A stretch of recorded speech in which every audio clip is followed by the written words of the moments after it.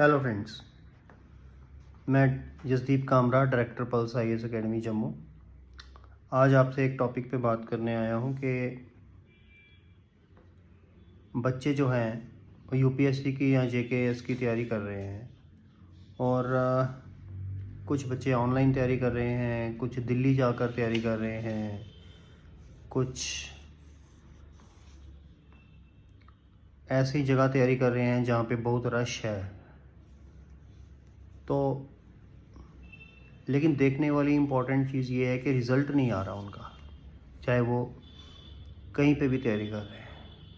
Even के सोचते तो वो जब तैयारी स्टार्ट करते हैं तो ये सोचते हैं कि हम टॉप करेंगे एग्ज़ाम में, लेकिन उनका प्री तक क्लियर नहीं होता। फिर बाद में वो बोलते हैं कि हमारा CSET की वजह से प्री नहीं क्लियर हुआ, हमें मैथ्स नहीं आता था, हमने न्यूज़पेपर नहीं पढ़ा था, इंग्लिश नहीं आती थी। कुछ बोलते हैं हमें CSET तो स्ट्रॉन्ग था लेकिन GS में थोड़ा सी कमी रह गई, अगले साल पूरी करेंगे। फिर वो अगले साल भी पूरी नहीं होती।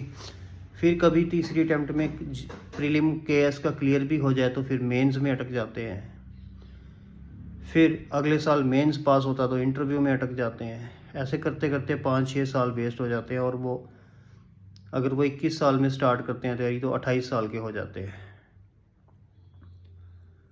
और फिर वो होता ये है कि जॉब्स के लिए ढूंढते हैं इंस्टीट्यूट्स कि हमें रख लो पढ़ाने के लिए, फैकल्टी हम बन जाते हैं, हमें बहुत एक्सपीरियंस है, हमने इतनी बारी मेंस लिखा है, हमने इतनी बारी इंटरव्यू दिया है, नॉलेज तो है लेकिन एग्ज़ाम नहीं क्लियर हो रहा। कुछ कहते हैं हमारा गलत ऑप्शनल चूज़ कर लिया, एंथ्रो चूज़ कर लिया, नहीं हुआ। कुछ कहते हैं पॉल साइंस चूज़ कर लिया, इस बारी पेपर सही नहीं आया तो क्लियर नहीं हुआ। कुछ कहते हैं जी हाँ ऑप्शनल सोशियोलॉजी चेंज, मतलब सोशियोलॉजी रखा तब क्लियर नहीं हुआ। तो एंथ्रो वाले और पॉल साइंस वाले तो हमें बहुत मिलते हैं जिनका क्लियर नहीं हुआ होता। सोशो वाले उसके बाद मिलते हैं।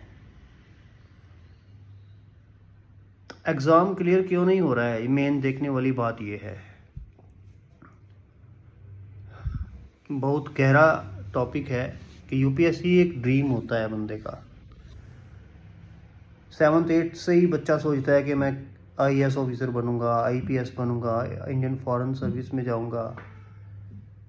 फिर जब UPSC क्लियर नहीं होता तो बंदा कहता है चलो KS ही दे के देखता हूँ। लेकिन जब KS भी क्लियर नहीं होता है तो फिर बच्चा सोचता है यार ये क्या चक्कर है कि